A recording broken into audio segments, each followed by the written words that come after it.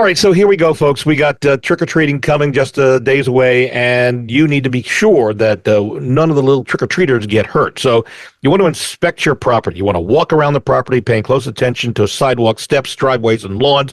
Identify any potential tripping hazards like cracks, uneven surfaces, or loose debris, and then repair or remove those hazards. And then fix any notable issues like broken steps, loose boards, damaged pavement.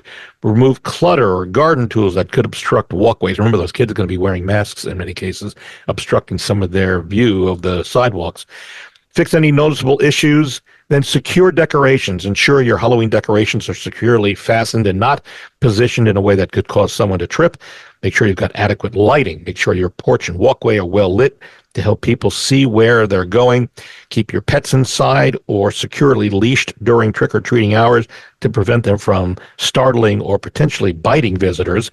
If there are hazards that can't easily be fixed, consider placing clear warning signs to attract and alert trick-or-treaters. Remove any of the leaves that may be falling, branches, other debris from walkways. And if you have a large yard, designate a clear path for trick-or-treaters to follow to get to your home. Lee, I think that pretty much sums up anything else from a legal standpoint, because if someone gets hurt on one of our listeners' properties, they're at risk, right, for potential damages? Yes, for a trick-or-treater type of situation, because there's things called trespassers and then there's things called invitees. So if you're having a dinner party and you invite people over, or if you turn on your light and you say, come trick-or-treat at my door, you're inviting those people to come to your property. They're not trespassing, so it gives the owner a higher level of liability.